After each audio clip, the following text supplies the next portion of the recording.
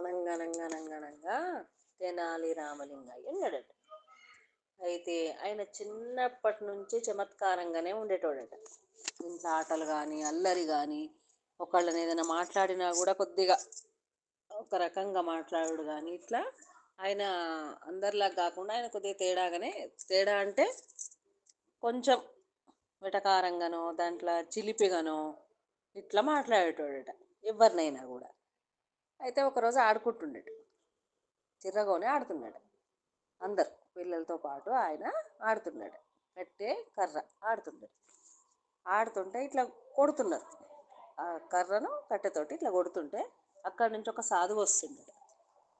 ఆ సాధువుకు ఈ కర్ర పోయి ఎక్కడ తాకుతుందో అని చెప్పి జరగండి జరగండి జరగండి అంటుండేట. ఎవరు? తెనాలి రామలింగం. ఆయన మామూలుగానే నడుచుకుంటూ వచ్చేసిండడు. వచ్చేసిన తర్వాత మీకు అంత చెప్తున్నా జరగండి జరగండి అంటే జరుగుతలేదు ఎందుకు, అది మీకు దాకదా అన్నాడట. ఆ పెద్ద మనిషిని ఈ తెనాలి రామలింగం అన్నాడట. అనగానే ఆయనకు ఈ పిల్లగాడి మీద ముచ్చటేసిందట. అంత ఆటలా నాకెక్కడ తాకుతుందో అని చెప్పి ఇటు చూసుకుంటూ అటు ఆడుకుంటూ నన్ను జరుగుమన్నాడు. పిల్లగాడు మంచి అబ్బాయి అని ఆయన మనసులో అనిపించిందట. ఆయనకు ఈ పిల్లగాడి మీద మంచిగా అనిపించింది. సరే నేను జరుగుతా, ఈ కర్ర తాకదు, అటు పక్కకి ఏ రౌతు మీదనో పడితేనో ఏ కంపనో నాకు గుచ్చుకుంటేనో జరుగుతుంది కదా, తాకేది ఉంటే ఎట్లయినా తాకుతుంది అని చెప్పి నేను సపరేట్కి వచ్చినాను. ఆయన నువ్వెవరు, నీ పేరేంది, నీది ఏ ఊరు అని అడిగిండట. అంటే మాది ఇదే ఊరు నాయన తినాలే, మేము ఇక్కడే ఉన్నాము, మా ఇల్లు అక్కడ ఉంటుంది అనగానే సరే పోదాంపా అని చెప్పి ఇంటికి తీసుకుపోయి పిల్లగాడు గురువుగారు ఇంటికి పోయింది. పోయిన తర్వాత వాళ్ళ అమ్మ ఎదురొచ్చి కాళ్ళకు నీళ్ళు ఇచ్చిందట. కొంచెం చల్లగా పోసిందట, తాగిండట.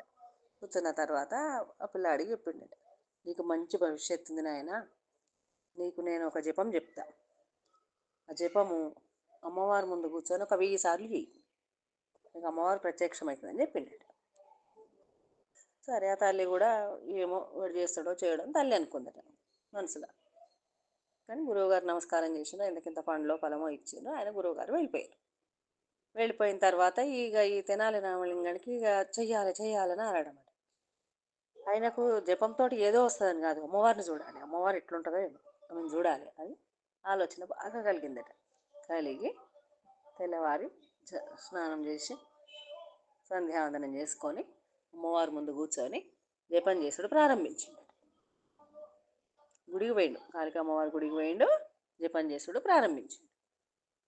1000 జపం కాగానే ఆమె అమ్మవారు ప్రత్యక్షమైంది. ప్రత్యక్షం కాగానే మామూలుగా అందరూ ఏం చేస్తారు, నమస్కారం చేసుడు, ఆనందపడు, ఆనంద బాష్పాలు రాల్చుడు ఇట్లా చేస్తారు కదా. కానీ తెనాలి రామలింగడు ఏం చేసిండట, నవ్వుతున్నాడట అమ్మవారిని చూసి. అమ్మవారికి అనిపించిందంటే ఏంది ఇట్లా వీడు నవ్వుతున్నాడు, నమస్కారం చేసుడో దండం పెట్టుడో ఆనందపడో ఏదో ఒకటి ఉంటుంది ఎవరికి ప్రత్యక్షమైన, కానీ వీడేంది అంత ఇట్లా నవ్వుతున్నాడు అనుకుందట. అనుకొని అడిగిందట, ఏ నాయన అట్లా నవ్వుతున్నావేంది అంటే, అమ్మ నువ్వేం అనుకోనని ఒకటి చెప్తా అన్నాడట. సరే చెప్పు అని. మాకు ఒక్క ముక్కు ఉంటుంది, 2 చేతులు ఉంటాయి. మాకు జలుబైనప్పుడు ఆ ముక్కు చీదుకోవడానికి 2 చేతులు సరిపోవు, లాస్ట్ వస్తుంది ఒక్కొక్కసారి.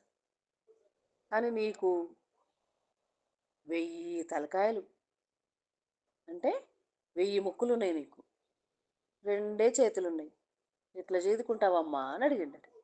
ఆమెకు కూడా కొద్దిగా నవ్వు వచ్చిందట. కరెక్టే కదా అనిపించిందేమో, ఆమెకు కూడా నవ్వు వచ్చిందట. 1000 తలకాయలు ఉన్నప్పుడు 1000 చేతులు ఉన్నాయో కానీ ఈయనకు ప్రత్యక్షమైనప్పుడు మాత్రము, తెనాలి రామలింగానికి ప్రత్యక్షమైనప్పుడు మాత్రం 1000 తలలు 2 చేతులు ఉన్నాయి అమ్మవారు. ఆమెకు కూడా కొద్దిగా నవ్వు వచ్చి అవును ఆయన కష్టమే అన్నది. అని నీకేం కావాలి అని అడిగిందట. నీకేం కావాలి అంటే నువ్వు ఏది ఇచ్చినా సరే అన్నాడట. నీకు విద్య కావాలన్నా ధనం కావాలన్నా అనగానే 2 కావాలన్నాడట. 2 ఎట్లా సాధ్యమవుతుంది నాయన, ఇగో ఈ చేతిలో ఒక పాయసం గిన్నె ఉన్నది, ఈ చేతిలో ఒక పాయసం గిన్నె ఉన్నది, ఒకటి విద్య ఒకటి ధనం, ఇందులో ఏదో ఒకటి తాగు అని చెప్పింది. ఆయన ఆలోచించిండట, విద్య లేని ధనం వేస్తే, ధనం లేని విద్య వేస్తే అని చెప్పి 2 కలిపి తాగేసిండట. ఆమె కోపం వచ్చిందట. కోపం వచ్చి నువ్వు అంత గమ్మత్తుగా ఉన్నావు, నీ జీవితం అంతా కూడా ఇట్లనే ఉంటుంది, నేను నువ్వు కవివి కావు, వికట కవివి. నువ్వు వికట కవివి అవుతావు అని చెప్పిందట. చెప్పంగానే మళ్ళా నవ్విండాడు. మళ్ళీ ఎందుకు నవ్వుతున్నావురా నాయన అన్నదట. అంటే ఎటు చదివినా ఒకటే అక్షరం వస్తుంది కదమ్మా, వికట కవి. మళ్ళా వెనక నుంచి ముందుకు చదివినా వికట కవే, ముందు నుంచి వెనకకు చదివినా వికట కవి. నాకు ఎటు నుంచి చదివినా చెడకుండా మంచి అక్షరాలున్న పేరు ఇచ్చినవు తల్లి అని నమస్కారం చేసిందట.